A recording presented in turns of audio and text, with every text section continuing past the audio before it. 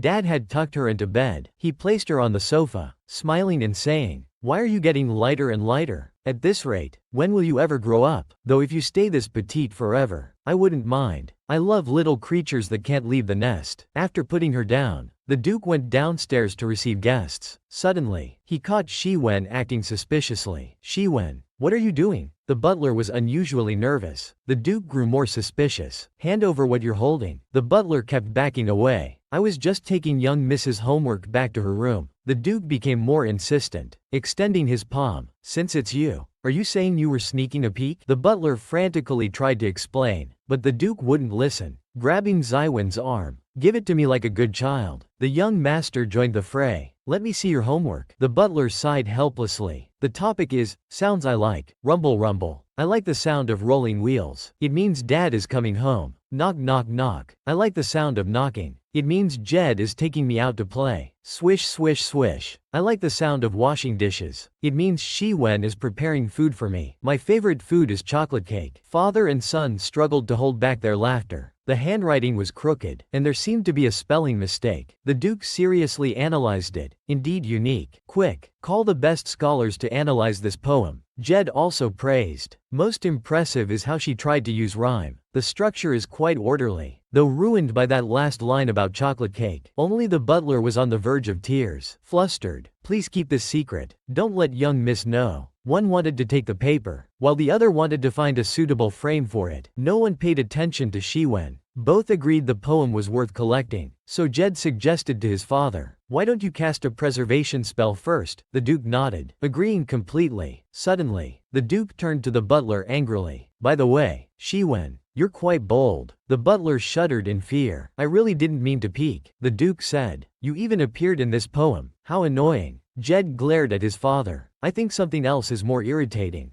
Completely unfair. I spend the most time playing with sister. Yet why does father appear at the beginning of the poem? The Duke sighed rather smugly. That's because I'm the head of the family. The butler coughed contentedly. I'm honored to be ranked third. Please return the poem. If young Miss knows you read it, she'll surely be angry. The father and son couldn't understand. I want to print this poem for everyone to see. The butler coolly reminded them. If you do that, when young Miss grows up, she'll resent you forever. Jed understood. It's enough that we know how adorable Letitia is. I'll praise her well. The only sensible butler sighed. Young master, that's not appropriate either. He tried to persuade them. If young miss receives too much praise too early, her poetic potential won't fully develop. But a few days later, Lei discovered that dad and brother had read her poem. Angry, she blurted out, "I hate dad and brother." With a clang, both their utensils dropped onto their plates. The Duke frantically shook his head. It was all Zywin's fault. Lei grew even angrier. How could you blame Shiwen? He would never do that. Jed seized the opportunity, shaking his head. Indeed, father was the one who peeked at yours. Please forgive him. She finally saw through their thick skin. Finally, she left behind her favorite food and returned to her room. Fuming, she threw a combination of punches at her blanket, embarrassed to the point of blushing. They actually read my poem. I don't want to live anymore. She discovered their sneaking just in time, because brother asked if she wanted to study poetry and literature. Dad said from today on, all after-dinner desserts would be chocolate cake. She clutched her blanket. Although I shouldn't have left it lying around. They read it without permission. I should at least acknowledge them. She was so angry she didn't even eat the chocolate cake. It felt quite regrettable. Just then, there was a knock at the door. Lei immediately dropped the blanket, pitter-pattered to open the door, but she suddenly turned around. No, I'm giving Dad the cold shoulder right now. The Duke deliberately teased her curiosity. I have something very important to tell you.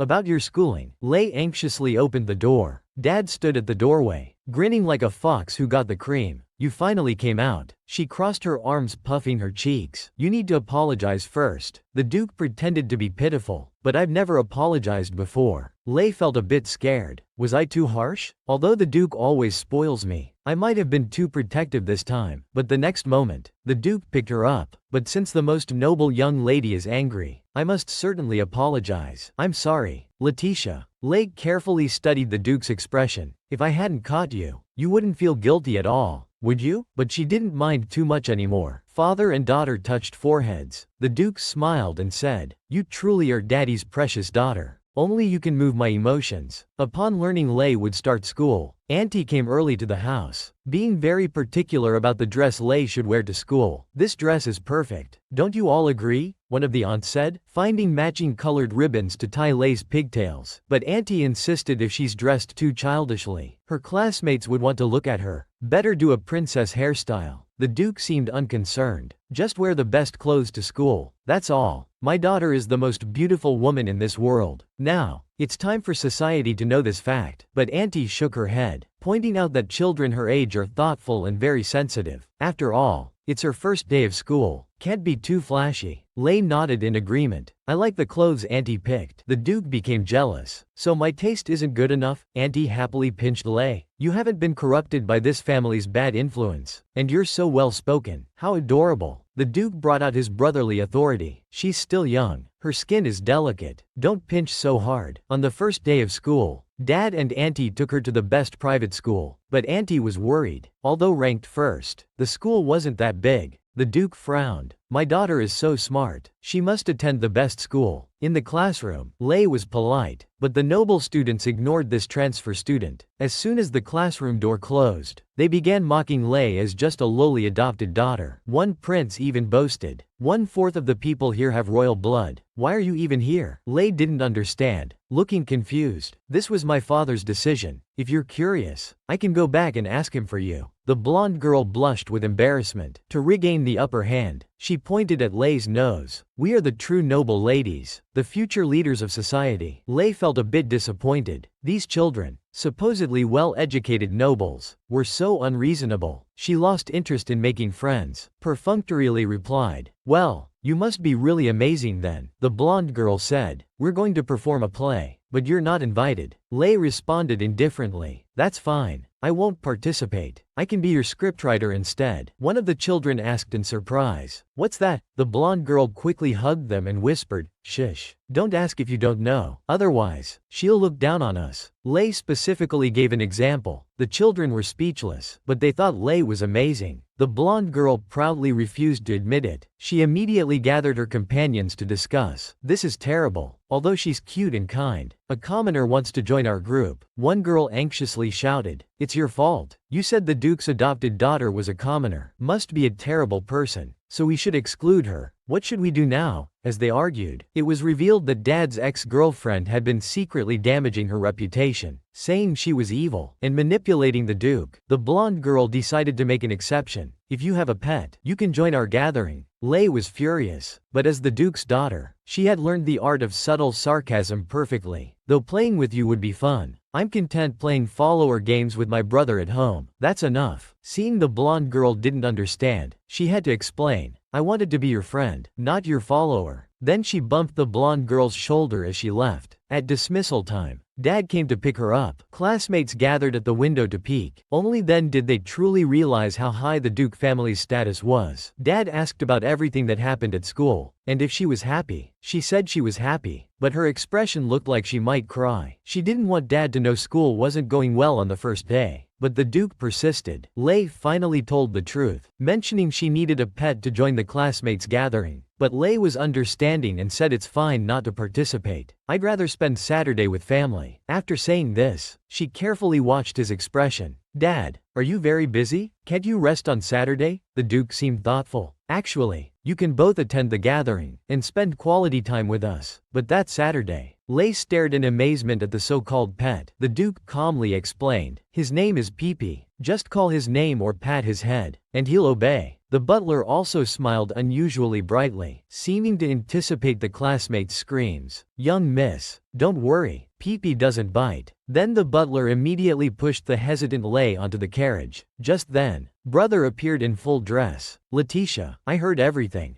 Lei gaped. What had these three men discussed? It was just about classmates looking down on her. Was such a big response necessary? Brother said, I'll go with you. I can help improve your relationship with classmates. While the nobles were showing off their cute pets, Lei appeared with Pee-Pee. Pee-Pee was a bit disobedient, dragging Lei forward. The nobles were terrified. Lei held Pee-Pee's neck. Pee-Pee, be good. But Pee-Pee curiously approached the blonde girl. She fell to her knees begging, don't hurt me. Jed appeared like a shining fairy. The blonde girl stopped crying, blushing as she looked at Jed. Young Master Jed, don't misunderstand. I want to be friends with your sister, but she rejected me. Jed responded indifferently. Princess Rufine, even if you're noble, you need talent to establish yourself in the palace. Are you fourth or fifth in line? So there are plenty who could replace you in the royal family. But the Duke's house has only one duchess. Letitia, a noble should know their place and not be dislikable. These words made Rufine shudder. Jed greeted his sister with satisfaction. Letitia, come quickly. Everyone's about to cry with joy seeing you. Hugging Pee-Pee. Lei, with grace matching Jed's, said, Rufine, thank you for being so kind to me. I didn't know you were a princess before, so please excuse my behavior. She smiled brightly. Let's get along well from now on. While stroking the big cat's head, her tone carried a hint of ice. Just like Dad and brother. Brother was right. It is boring here. We'll be leaving now. Dad wants us back early. Oh. She paused her departing steps. Next time we meet, don't forget to smile. It would be better if you do it first.